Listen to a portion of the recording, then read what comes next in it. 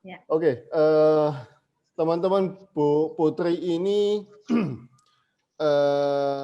penari, pelukis, berpuisi juga, dan juga pembatik juga. Atau Oh hobinya tidak, seperti apa? cuman suka batik. Belum bisa kalau membatik. Besok kalian bisa lihat di Instagramnya Bu Putri, itu mesti ada yang foto di samping gitu. Ada nggak itu? Oke, Bu Putri, thank you banget sudah datang di webinar kita, ya webinar kecil-kecilan lah. Bu Putri, saya langsung ke pertanyaan pertama ya. Ya. Bu Putri kelahiran Padang, sekolah di Bandung, menekuni tari legong Bali di Jakarta. Mengapa legong, Bu? Sebenarnya ini mengalir saja karena kalau seseorang itu belajar menari dari kecil seperti saya, biasanya memang ada kurikulum di suatu studio tari atau sanggar. Itu memang kurikulumnya untuk murid perempuan biasanya legong itu di atas ya, cukup advance gitu. Jadi karena saya dari kecil, dari umur 5 tahun saya sudah dimasukkan ke sanggar dimanapun kami tinggal oleh orang tua saya. Kami dimasukkan ke sanggar, saya dan 3 orang kakak perempuan saya. Jadi kami selalu menari memang dari kecil, menari. Lalu ya biasa ya, sanggar itu kan kalau di luar Bali itu dia akan mengajarkan pendek, panjat semirang, tenun, olek, trunajaya, dan legong itu sudah termasuk advance. Nah setelah saya dewasa, kuliah di Bandung, itu mulailah saya merasa lebih sesuai, lebih cocok jiwa saya karena semua tari sudah saya pelajari, tari klasik ya. Kalau yang baru-baru itu kan banyak sekali. Tapi saya merasa sangat cocok dengan legong sebagai legong keraton khususnya ya. Karena ini legong yang memang paling terkenal dan mungkin paling termasuk yang paling awal diciptakan, legong keraton atau legong lasem ini sama. Saya merasa cocok dengan peran condong di dalam legong lasem yang dinamis dan agak kenes ya. Jadi dari remaja saya memang sudah suka dan sering pentas gitu, pentas condong, dan itu keterusan sampai setelah saya punya anak gitu ya, dan saya tetap menekuni tari. Itu kebetulan saya termasuk di dalam grup Bengkel Tari Ayu Bulan yang memang kami dari awal dibentuk tahun 94 itu kami berniat untuk melestarikan legong. Jadi cocok. Jadi memang saya dan teman-teman sesama penari itu memang passionnya di legong. Jadi dengan sendirinya, karena guru kami pun maestro legong Indonesia ya, Bulan Trisna Jelantik, dan oleh Biang, kami menyebut beliau Biang. Biang itu artinya ibu. Kalau bahasa Bali, kami menyebut Biang Bulan. Itu sangat menanamkan dalam diri kami betapa pentingnya untuk terus melestarikan legong begitu. Padahal waktu SMA dibully ya. Kok tahu?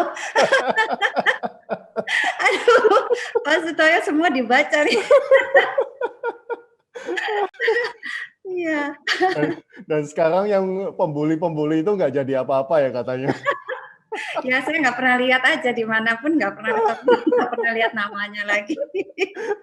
udah lenyap ya.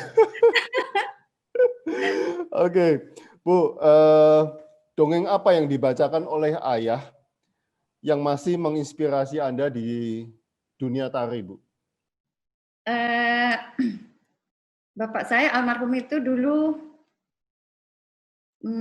seringnya membacakan tentang, bukan membacakan ya, beliau itu lebih bercerita dari ingatannya sebagai sebagai seseorang yang besar di Bali ya, di Singaraja. Jadi bukan dibacakan, tapi beliau ingat ada cerita-cerita rakyat begitu. Dan waktu kecil saya sering diceritakan tentang Kebo Iwa antara lain, cerita rakyat ya. Lalu Men Brayut tentang seorang pasangan suami istri, Pan Brayut dan Men Brayut yang anaknya banyak. Itu lucu. Jadi anak-anak itu senang, kami senang. Dan mungkin yang paling saya suka itu ini ya, bawang dan kesuna. Itu kalau di Jawa namanya ceritanya sama, tapi namanya bawang merah, bawang putih. Nah, kalau di Bali namanya nih bawang dan nih kesuna. Itu saya sangat suka. Lalu mungkin yang ada tariannya dan dibuat tariannya adalah cerita tentang Jayapangus dan Kang Chingwei. Ini adalah seorang raja di Bali yang memperistri seorang putri dari Cina gitu. Dan ini ada tari legongnya, ada legong Raja Cina namanya. Jadi tapi bukan saya hanya mempelajari saja. Jadi saya senang melihat betapa cerita rakyat itu dijadikan tari legong yang sangat bagus. Saya paling suka ke penulisan ya. Apa, Pak? Penulisan. Oh, daerah. Iya. Tempatnya Kang Chingwei kan? Oh iya betul. Dekat danau. Betul. Oke, Bu, Bapak juga nganu ya, pintar masak lawar ya katanya. Ya. Saya udah kangen Bali nih. Iya. Nggak tahu, mungkin kami bias ya karena sebagai anaknya, tapi menurut saya belum ketemu lawar yang seenak. Oh. Kata bapak saya almarhum. Oke, banyak jenis tari legong, ya, kuntir, lasem, kupu-kupu tanun, condong, rejang pendet dan lain-lain. Berapa jenis yang Anda bisa perform, Bu? Jadi legong klasik itu memang tidak begitu banyak yang tersisa. Legong klasik dalam artian legong yang memang usianya sudah ratusan tahun, dibuat di abad 19 dan penciptanya sudah tidak diketahui lagi. Dulu konon ada puluhan dan sekarang paling yang tersisa itu selusin ya. Saya bisa kira-kira mungkin 8 diantaranya, tidak semua juga. Ada satu yang terakhir kami pelajari, karena kami memang di Bengkel Tari Ayu Bulan, di dance troupe saya, kami memang berusaha setiap tahun untuk mempelajari tari legong klasik yang belum kami kuasai dengan cara kebalik ya, belajar langsung dengan gurunya. Nah, legong yang terakhir kami pelajari itu adalah legong playon. Jadi masalah yang membuat legong-legong itu banyak yang punah, dari puluhan sampai akhirnya hanya tinggal tersisa. Selusin itu adalah legong terdiri dari 2 jenis, dramatik dan non-dramatik. Nah, yang non-dramatik ini, yang tidak ada ceritanya ini, kadang-kadang orang tidak suka menonton, tidak terlalu populer, dan kalau tari tidak ditarikan, punahlah dia. Tidak ada legong playon, ya Pak? Sorry, tidak ada ceritanya berarti dia abstrak.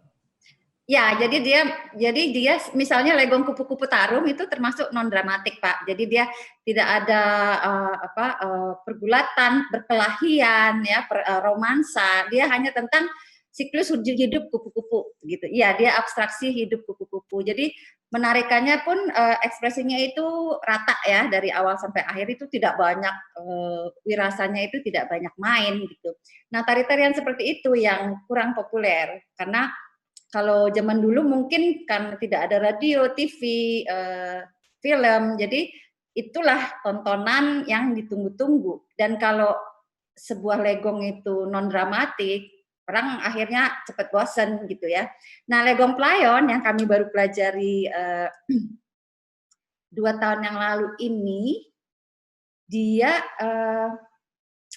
sebenarnya tidak ada dramanya, non dramatik. Tapi dia tarian yang hampir punah. Ya, karena itu mungkin dia tarian yang hampir punah. Tapi saya berusaha mencari guru yang masih bisa mengajarkan legong playon ini selama 5 tahun. Dari 2013 saya sudah mendengar tentang legong playon ini, legong klasik ini. Tanya ke sana kemari, tapi tidak ada lagi penari senior di Bali yang hafal. Jadi sempat saya urungkan niat untuk belajar karena tidak tahu kemana harus mencari guru. Tapi tahu-tahu 2018 saya dikenalkan oleh menantu dari Maestro Topeng, Pak Made Jimat, menantu beliau itu ternyata masih hafal dan sempat mengajarkan ke murid-muridnya.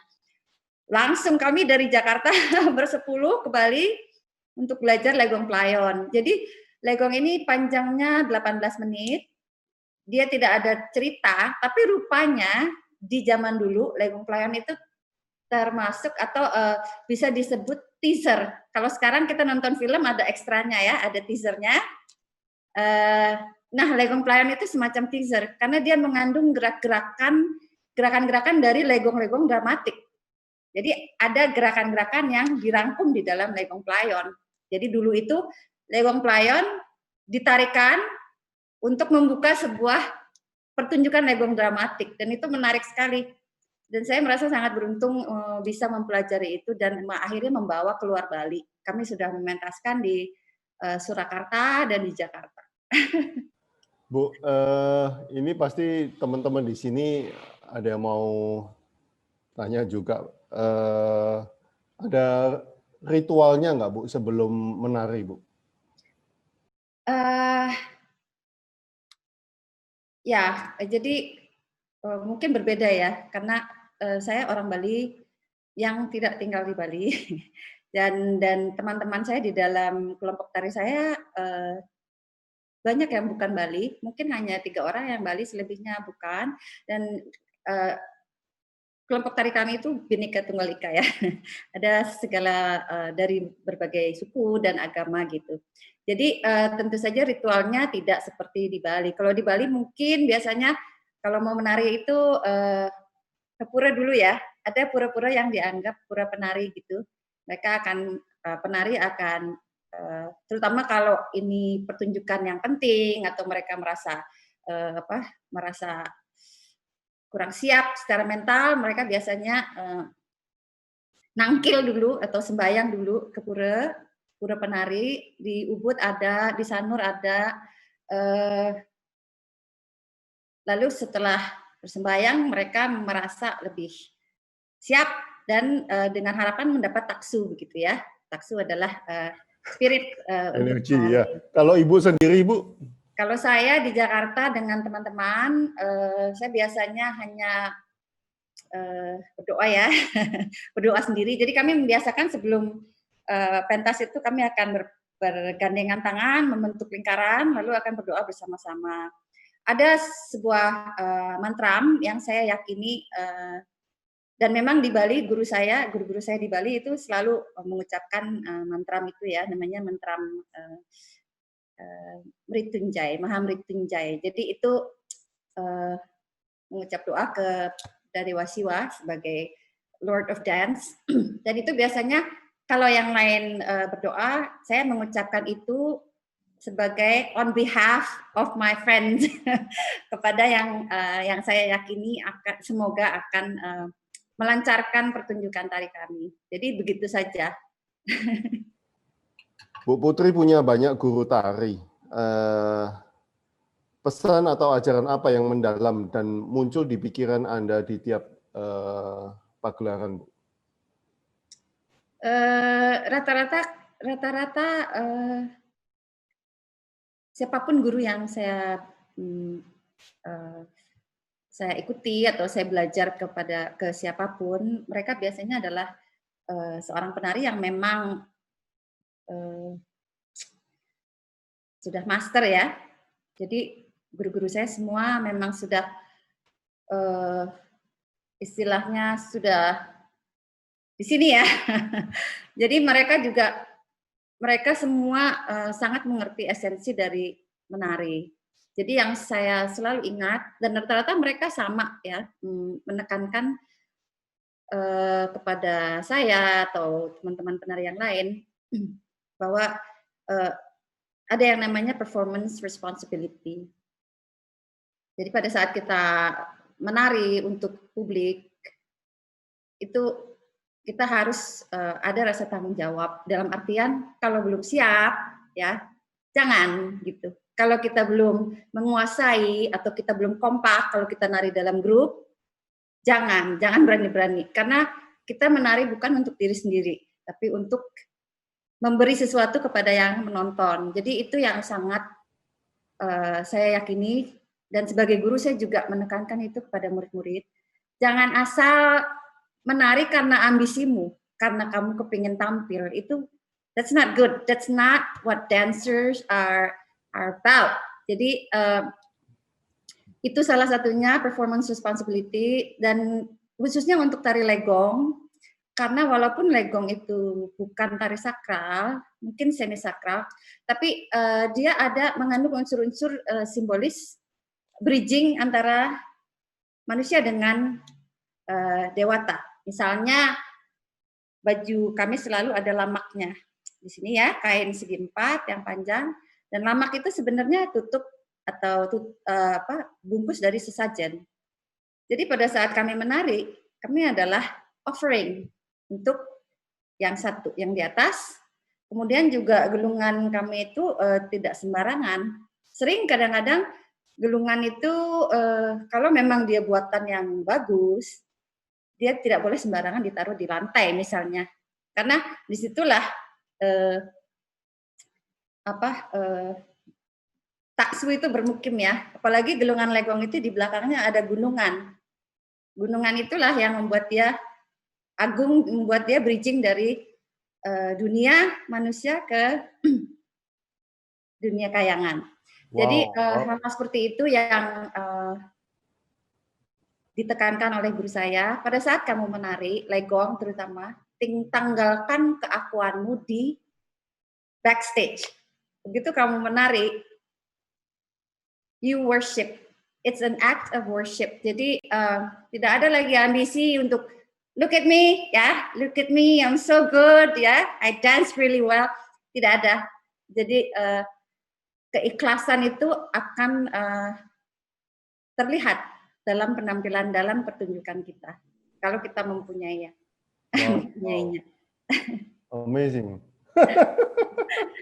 Saya baru sadar, saya baru sadar kalau di belakang ini ada gunungan, di depan ini ada lama itu ya. Ya. Soalnya saya punya beberapa lukisan legong, cuma ngapain kok ada lamanya ya? Saya juga pikir begitu. Saya baru ingat, oh iya ya. Wow. Put the ego aside. Ya. Wow, amazing. Saya baru tahu ini. Oke, Bu Putri pernah menulis, ini sangat menarik sekali. Saat aku menari, tak ada sedih, tak ada rindu, tak ada kecewa. Jadi biarkan aku menari saja. Ini so wow untuk saya. Saat aku menari, tak ada sedih, tak ada rindu, tak ada kecewa. Jadi biarkan aku menari saja. Jadi apa yang ada di pikiran dan perasaan saat menari, Bu? Kebahagiaan, kekosongan?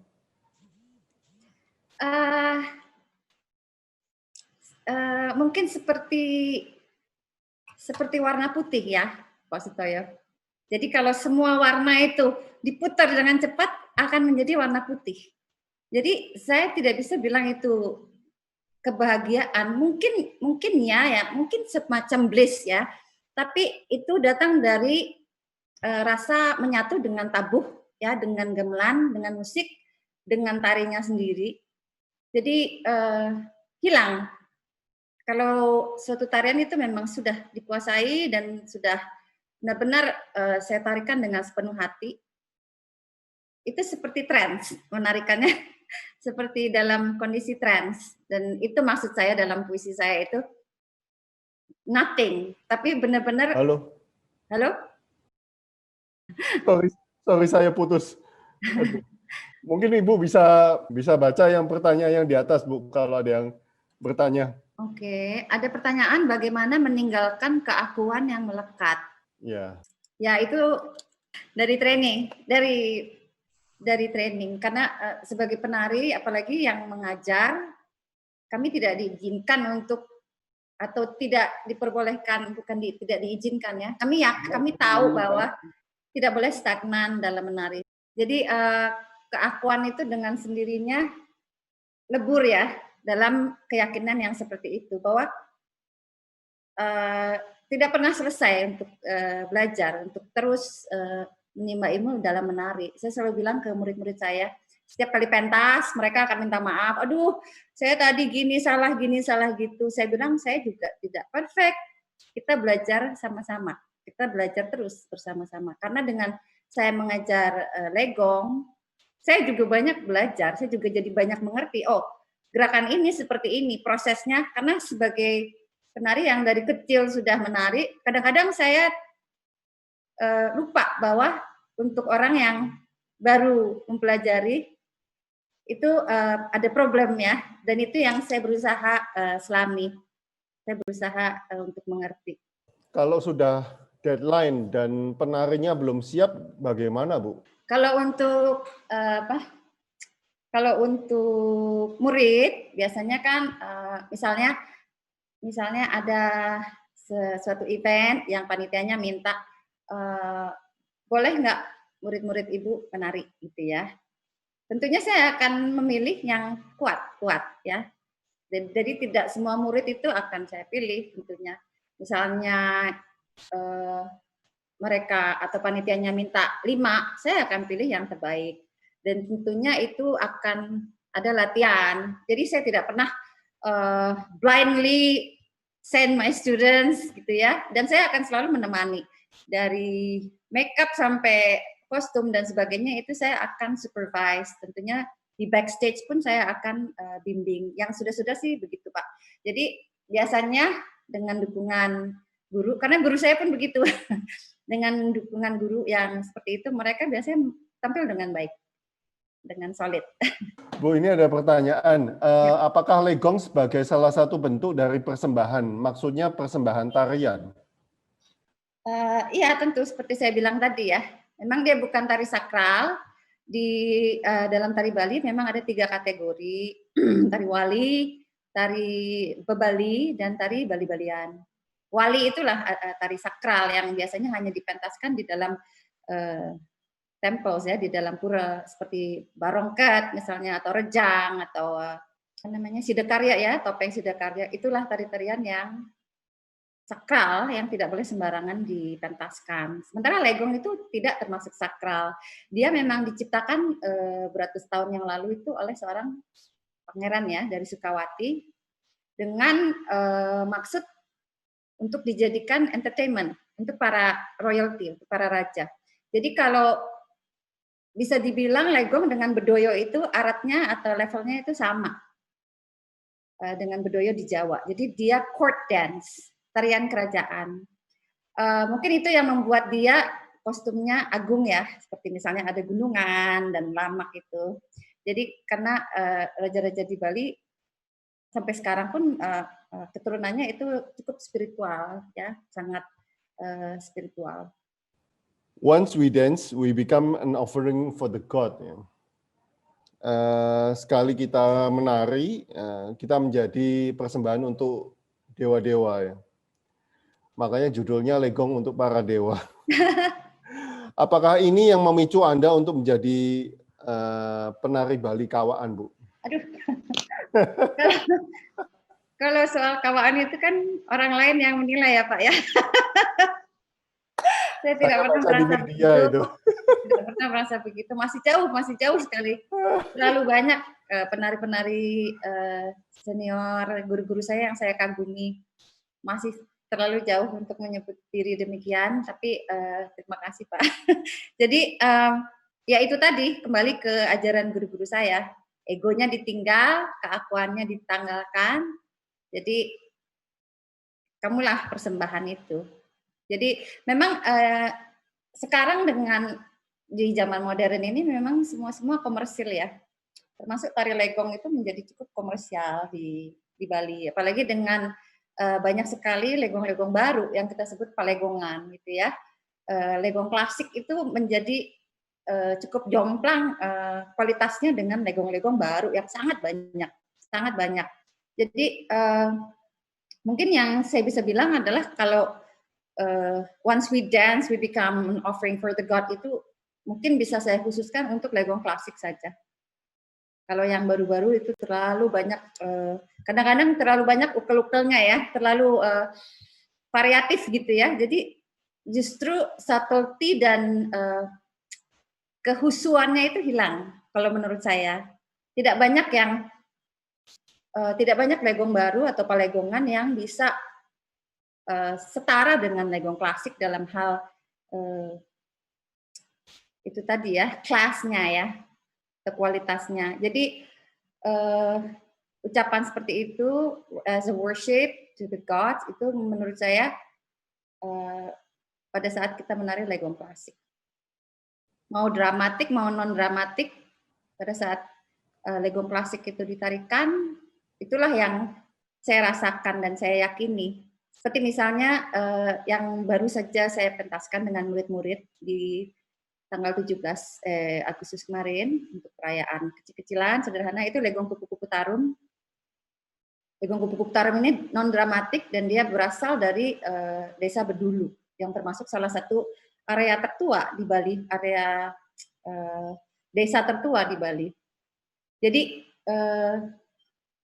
terasa sekali ya tarian ini dia cukup minimalis, tapi rasa yang didapatkan dari menari ini tuh cukup luar biasa. Saya pernah menarikannya di Bedulu, di Pura Samuan 3 di Bedulu, jadi di daerah asalnya. Dan itu ada yang sampai trans, ada yang sampai kerauhan ya kalau orang Bali bilang. Jadi tari itu tidak sembarangan dan saya pun mengajarkannya dengan sangat hati-hati ke murid-murid saya. Karena itu, when you dance it, you become an offering to the God. Kemasukannya langsung, Bu, ya? Pemasukannya sambil menari, Pak. Dan ada juga teman saya, teman satu grup yang menari dan dia terus-terus dengar namanya dipanggil. Jadi ada-ada saja. Jadi ya percaya nggak percaya ya, saya bukan orang yang sensitif terhadap hal-hal seperti itu, tapi saya meyakini bahwa yang hidup mendahului kita itu kadang-kadang masih terasa kehadirannya. Wow. Sering, Bu, sering selama sejak kecil sampai sekarang ini sering melihat kejadian-kejadian itu. Enggak sih, maksudnya ya itu Pak, saya nggak sensitif, tapi saya melihat atau sering terekspos dengan mereka yang sensitif. Jadi saya yakin bahwa mereka tidak mengada-ngada gitu ya. Misalnya teman baik saya, dia di kampungnya dia memegang sebuah topeng yang sangat tua, langsung dia pingsan gitu. Jadi hal-hal seperti itu saya melihat orang-orang yang sensitif, terutama di Bali, terutama juga kakak saya sendiri, dia termasuk orang yang penciumannya cukup sensitif. Jadi ada topeng-topeng tua yang kadang-kadang kami tarikan, kami pakai sebagai props, dan topeng ini sudah memang peninggalan keluarga guru saya, Biang Bulan. Dan menurut kakak saya, di malam-malam tertentu, itu topeng itu akan mengeluarkan bau dupe yang keras sekali. Sampai dia katanya buka jendela. Jadi seperti itu. Wow. Kalau saya untungnya nggak pernah diganggu. Saya biasanya tinggal di Bali setengah tahun, Bu. Oh iya? Ya makanya saya kenal Nyoman Bratayasa dan sebagainya. Saya sering main ke rumahnya, ke rumah dia. Ya. Cuma saya juga nggak pernah ngalamin begitu. Iya. Ini ada pertanyaan dari Pandita Buddha ini, Bu. Bu, apakah ada hubungan legong dengan sang yang dedari? Betul, ada Pak, ada. Jadi di akhir abad 19 ya, atau abad apa? Ya, di akhir abad 19 itu legong pertama itu diciptakan oleh sang Pangeran Sukawati itu ya, itu dari mimpinya. Jadi pangeran ini terus bermimpi, berhari-hari dia bermimpi yang sama, yaitu ada dedari atau bidadari ya, yang menari dengan pakaian keemasan di mimpinya, dan dia lalu begitu dia bangun, dia lalu berkonsultasi dengan empu-empu tari di Sukawati untuk mencoba membuat itu menjadi kenyataan, tarian itu. Nah, pada saat itu memang sudah ada tari Sangyang Dedari, itu sudah ada, hanya karena dia sakral, dia tidak menjadi bahan untuk entertainment ya. Dia tari wali, bukan tari bebali. Jadi memang legong itu akhirnya dicipta, koreografinya dibuat, itu memang ada unsur Sangyang Dedari. Jadi misalnya pakai bajunya mirip ya, gulungannya pun mirip, cuman dibuat lebih royal untuk porsi kerajaan. Lalu gerakannya pun tentunya di koreografi. Sementara Sangyang Dedari itu karena dia tari sakral dan musiknya pun akapela ya, musiknya itu dari mulut. Dia tidak memiliki koreografi yang jejak atau structure. Jadi Sangyang Dedari itu karena dia tari trance, 2 anak yang belum akil balik dinyanyikan akapela, diketis dengan tirta, lalu mereka akan menari. Tapi karena tari ini tari trance atau memang ada spirit yang masuk ke mereka, memang sering tariannya itu sama, walaupun matanya merem. Jadi memang dia terinspirasi, legong memang terinspirasi Sangyang Dedari. Selain itu yang juga unsur yang juga ada di legong adalah gambuh. Jadi drama tari Bali yang tertua, gambuh itu juga ada. Misalnya di dalam gambuh itu ada condong ya, ada peran condong. Itu juga akhirnya dipakai di dalam legong. Jadi betul, memang dia terinspirasi Sangyang Dedari. Saya belum pernah lihat kalau yang 2 anak terus diiringi akapela itu. Iya Pak, karena ini memang tarian yang bukan untuk pertunjukan. Dia biasanya dipentaskan kalau ada gerubuk atau wabah ya. Jadi untuk cleansing sebuah desa. Di Karangasem baru ada museumnya, Museum Sangyang Dedari. Jadi dia mengumpulkan detail-detail atau foto-foto dan dokumentasi tentang Sangyang Dedari di Bali. Ya. Bu, gimana mengenalkan kepada anak kecil, bayi agar tertarik dengan tari? Kebetulan saya punya bayi cewek 1,5 tahun, pengen dia tertarik dan minat terhadap seni tradisional. Ya, ya tentunya sebagai orang tua kita memang kepingin ya, memang kita punya banyak keinginan untuk anak kita, keinginan yang mulia, melestarikan budaya dan sebagainya. Mungkin untuk anak toddler atau yang masih sangat kecil itu memang paling tepat adalah exposure musik ya, misalnya diperdengarkan tabuh atau mungkin diperdengarkan gamelan Semar Pegulingan kalau dia mau tidur ya, yang halus begitu. Mungkin nanti memang karena tarian itu tergantung oleh tabuh. Legong tidak akan ada kalau tidak ada tabuhnya, kalau tidak ada gamelannya. Karena leg itu gerakan yang luas, gong itu tabuh. Jadi mungkin untuk anak yang masih kecil, perkenalkan dulu tabuhnya, musik pengiringnya. Nanti kalau dia sudah 5 tahun misalnya, mulailah diajak nonton atau diperlihatkan video menari, itu akan sangat menimbulkan spark their interest ya. Kalau saya dulu sebagai orang Bali yang tidak tinggal di Bali, saya merasa waktu kecil saya merasa agak terpaksa. Tidak ada pilihan karena begitu saya umur 5 tahun, kakak-kakak saya yang 3 orang ini sudah pintar-pintar narinya. Jadi saya ada pressure untuk aku harus bisa, karena jadinya minder melihat kakak-kakak udah pintar-pintar. Kalau jadi kalau misalnya anak itu masih 1 orang ya Pak, masih 1, terus dia tidak ada contoh, tidak ada yang dilihat atau yang jadi panutan dia untuk memicu dirinya untuk bisa menari, akhirnya kita hanya bisa memperlihatkan ke dia penari-penari lewat video, atau kalau lagi di Bali ajaklah ke pertunjukan-pertunjukan yang berkualitas gitu.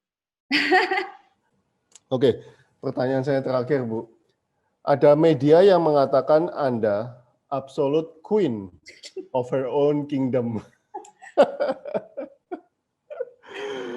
Apa Anda merasakan hal itu di panggung, Bu? Tidak, Pak. Bukan. Jadi ini bukan media. Sebenarnya ini adalah teman saya, seorang desainer ya, desainer baju, namanya Stella Risa. Dia cukup terkenal di Jakarta. Jadi Stella Saya rasanya punya IG-nya dia deh. Iya, Stella Risa dia Stella membuat satu line baju t-shirt sebenarnya ya. Jadi yang memang bisa dipakai beraktivitas macam-macam. Jadi dalam t-shirt ini ada tulisan kecil saja, ada yang mother, queen gitu ya, pokoknya macam-macam gitu, peran seorang wanita, karena ini temanya women empowerment. Dan waktu dia tanya, Put, kamu mau ini enggak? Kamu mau pilih enggak mau jadi apa? Maksudnya dia ngajak saya dan saya senang sekali. Lalu Stella bilang, kamu maunya apa, Put? Tulisan di kaosnya. Terus saya lihat-lihat gitu, karena ada yang agak terlalu muda ya untuk saya, atau terlalu misalnya beige gitu. Saya nggak berani.